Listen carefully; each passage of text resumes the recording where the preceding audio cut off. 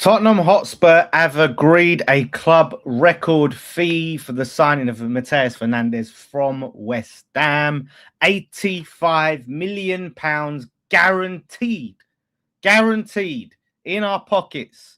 When they told us that we could never get 85 million for him, we've got it. All the Man United fans said we couldn't get it. Spurs fans, oh, he's back, Nick, he's back. He was frozen with that smile on his face. But the Spurs fans said we couldn't get 85 mil. The Man United fans said we couldn't get 85 mil. We've got it. Now, have we fleeced them? Is it daylight robbery, or should we be the ones upset that we've sold a talented player to Spurs? It depends how you look at it, mate. How are you feeling about this transfer? It's finally done. Got the money we wanted. Got the money. Listen, the kid weren't staying. Let's be honest. We knew he was going to go. He had all sorts of people after him, and we was being sort of trying to be fleeced by a load of them, saying, you know, you're not going to get that. You're a championship team. You're never going to get anywhere near that. It's going to be closer to 50 million than 85 million. The ones that come up with the money, unfortunately, were Tottenham. And I'm totally fine with it. Totally fine. I'll be honest with you. I think they've overpaid a little bit in terms of wages and things. I think he was worth £85 million. But it's reported that he's on like £250,000 a week. Now, I thought Fernandes was a fantastic player. I really do. And I think he's got the potential to go to the world, to the top of the world. But it's potential. And Tottenham, fair play to Tottenham. They've come up with a dough. So fuck all them Man United fans that were telling us to take 50 million and like it, and you get what you're fucking given. We stuck to our word, and that was it. Done. Yeah. Done and dusted. Exactly. Look, I think as of now, he's a £50 million player. Now, you're paying for potential, like you said. The potential is there for him to be that guy. The market is fucked at the moment. It's a mess. It's an absolute mess.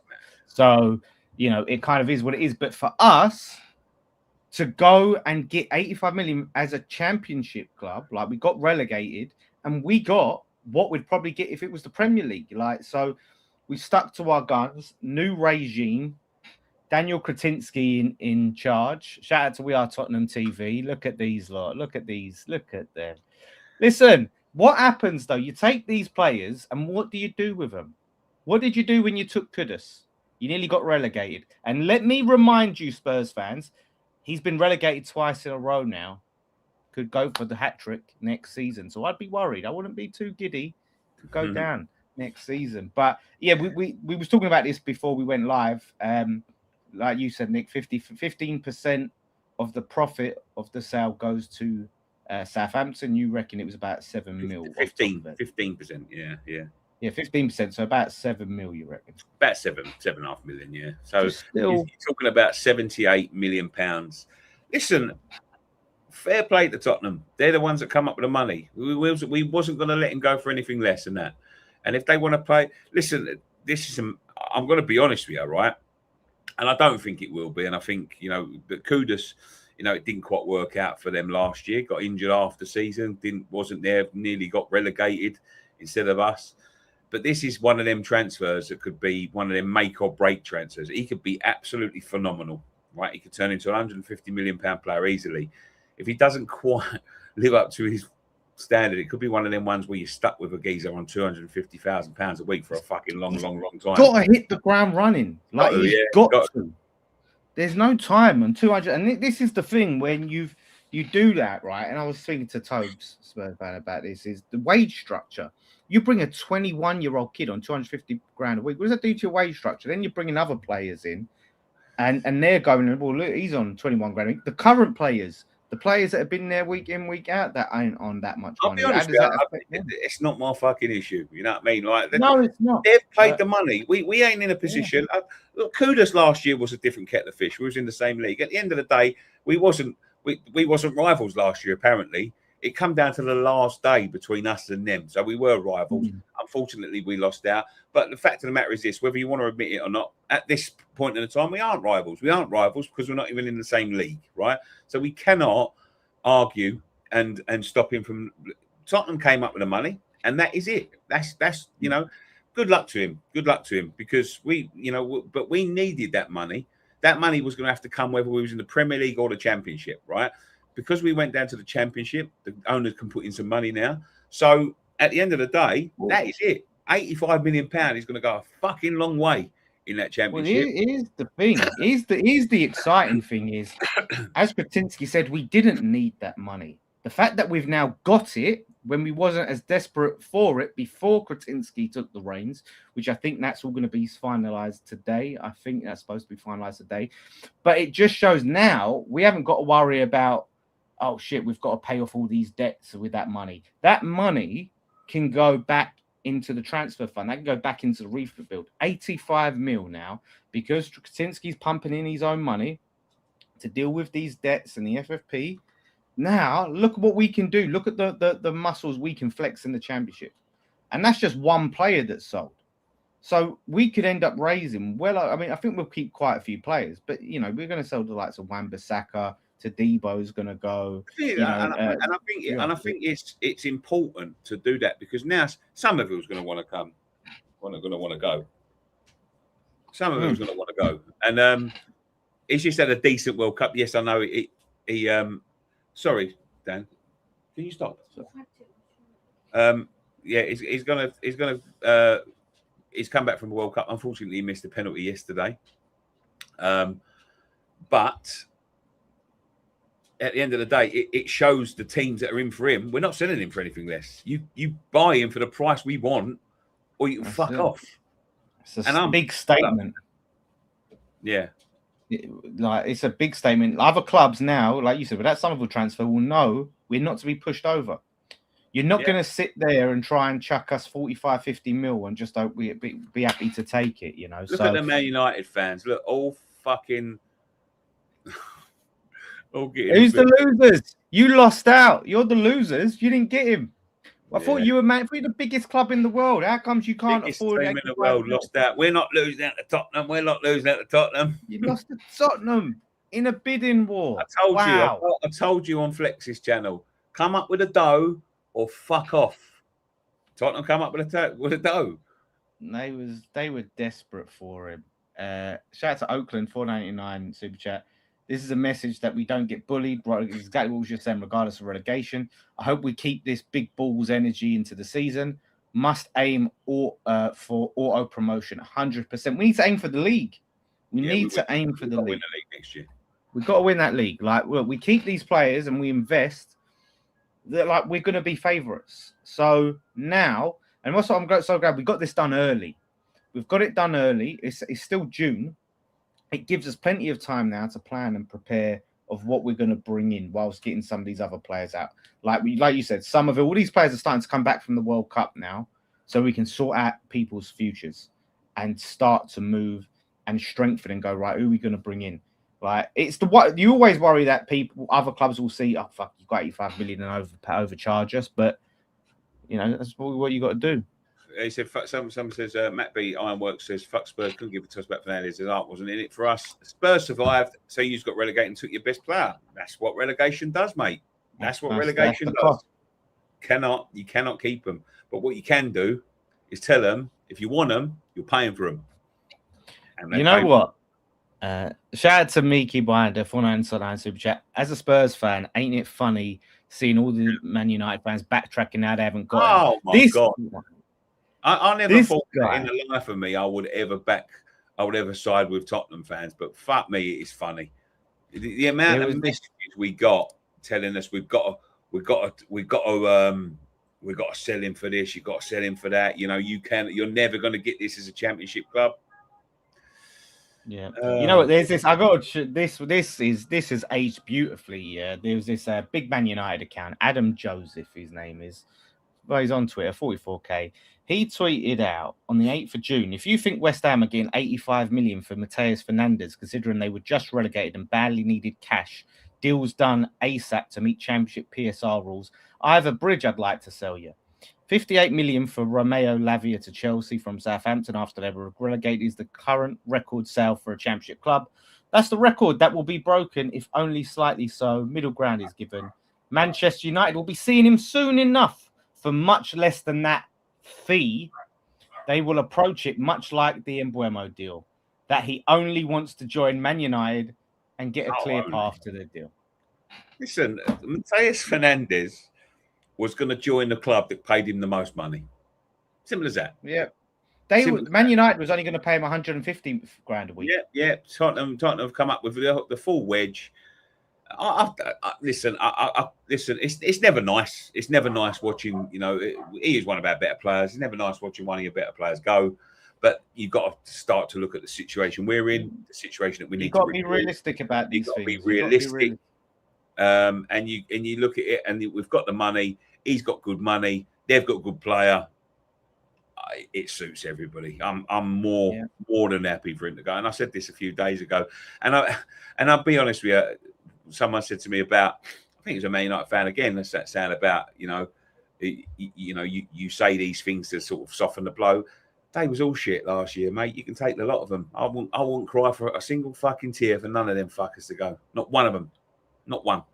So we accepted that a lot of these players will go long time ago. Our hearts aren't breaking for no one, man. And I got to say this to Tottenham as well. Like, Man United and stuff, got to be careful because they're making moves, mate. Going to get Tonali. They get a big centre forward. They could be a threat. Right. But this is why I was saying during the season that clubs like Aston Villa that rolled over for Spurs, right? Yeah. Clubs like Newcastle that fought tooth and nail to beat us. It's going to be easier to see us to fight us off with a stick than fight them off with a stick. But exactly, they survived. We didn't. It is what it is. I didn't want to do it by hook or crook anyway, but it is what it is. And they're making moves now.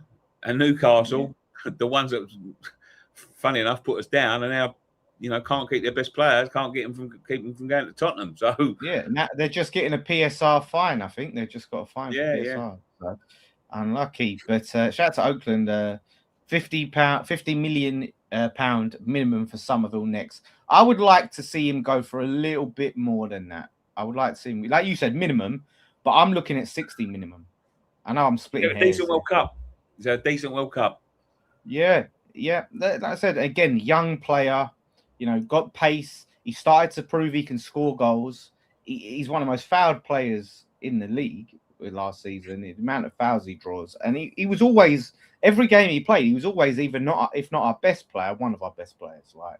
So, yeah, we've got to be getting big money for him.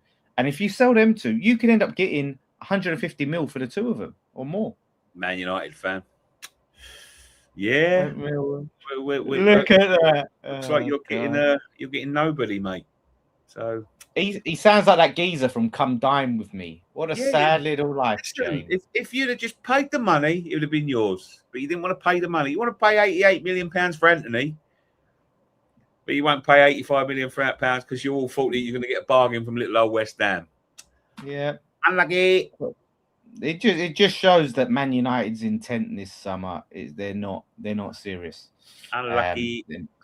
So enjoy. Like I said, we'll crack on with it now. And look, exciting times ahead. We haven't had a chance to speak about this yet, and there've been people tweeting me when you're going to speak about it. But West Ham are getting a new badge. Yeah. It probably isn't. Let's be honest. It probably isn't going to be for this season because the kit comes out tomorrow. They don't expect a new fucking badge on the new fucking kit. No, sorry, Thursday, not tomorrow. Thursday.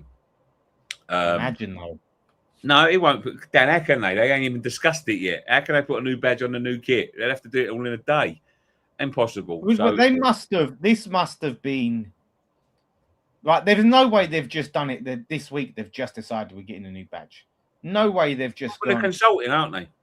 They're consulting. Yeah, so it depends when that was consulted. I mean, that's probably been going on for a while. These meetings, and it's probably something that's been asked for. And now the new regime's in, the new badge comes, right? But look, to a lot of people, it might not seem like much, but a new badge is huge. It's huge for just getting the past out the way. That West Ham United London that he put on, which was all about corporate greed, marketing, putting London on the back so everyone knows we're in London. Like, honestly, it was such a tin pot badge. Now the next badge could be shit. We don't know, right? There's a lot of debate. I've seen so many shit fan mock-ups on Twitter, right? So many shit fan. I hope they do none of them. But some people, there's debate about whether we should have the castle. Let me quickly read these super chats, Nick, and then have a think about this if you're pro or anti castle back. Brian Kelly, £20 super chat. Thank you so much, Brian. Really appreciate you. £20. Even being in a wheelchair, I'm looking forward to attending away games next season. Bermondsey Bry. Cheers, mate. Appreciate it. Oh, you're in what an area you're in there. And Day Spurs, thanks for your best player again. It's 2 seasons in a row you've not signed Bowen, so I don't know why you keep saying this. But yeah, like did the badge. Some people are saying we should move on from the castle. People have a lot of love for the castle. I mean, what do you think we should do on the badge? What do you want to see? The castle came in the 70s. Yeah, so it hasn't been with us all of our life. It stayed from the 70s up obviously into 2015. So about 40 years. I think 75 was first castle. I'm not bothered about the castle coming back, and I'm going to be honest why. I think it would be nice to do a nod to the castle, but the castle was obviously the Boleyn Castle. Now, as I said, I would like to have a nod to it in the kit somewhere, but we're not at the Boleyn anymore, right? And we haven't always had that castle, so I am not that bothered about the castle. I would love a lovely redesign of the badge. I thought the badge from last year was decent on the third kit. I would take something like that. You know, it's simple. It hasn't got all of that fucking, all of that, modern fucking font and London and all that sort of nonsense. All of it, So the castle is. As I said before, if they put it on the kit somewhere as a remembrance or on the badge somewhere as a remembrance, but we've got to face facts. We're not at the Boleyn anymore. The Boleyn was the Boleyn Castle. So just a nice redesign of the Hammers badge. Bring back something classic, and I listen. I like the castle, and look, I know that you're saying we're not at the Boleyn anymore, but I don't think it matters because it's part of our heritage, being there, and I think we should always remember it. So I personally think that badge is one of my favorite badges, just because I like the badge. Now, I wouldn't like to see if they just done something. A lot of these badges, right, you see nowadays, where they're just so simple, and that is where logos go, right? You look at the simplification of logos, and they do it with badges, right? Football badges, and I love the detailed, rich, textured badges that you always had in football, and now where they just simplify them. And if it was just us, and I know we had like just crossed hammers before, but I would like to see something that looks historic, a bit, and have that detail. But it probably, some people are saying it's going to be a circle instead of a shield, which I wouldn't like to see. I love a shield, especially us. We've had a shield. We've had circles before. We have had circles before. But I don't like the circles. I never liked them. No, not fans. It was classic, something. Like let's see what they come up with. That is just. I just think that's perfect. Like this one, what Kurt's profile picture is. It's just. I think it's a beautiful badge. I love it. But there'll probably be something else. So look, whatever happens. I remember when that fuck badge first came out, Dan, it wasn't received with open arms. It was, people were saying that we needed the points back on it and the flags back on it and all of that sort of nonsense. So yeah. So it's always going to split opinion, these things. Listen, I've got that tattooed on me, so I'll always have a special place in my heart for that. But yeah, it's either way, like as Kurt says here, it isn't. We were saying this before it was announced. Easy win. Change that badge. All right. Get rid of this shit that symbolizes, that Sullivan era and the London Stadium era and the shit he's done. It's just a statement that this is a new era. This is a new regime. We're moving forward. We're listening to the fans, and we're trying to do right by them. And it's a quick, easy win.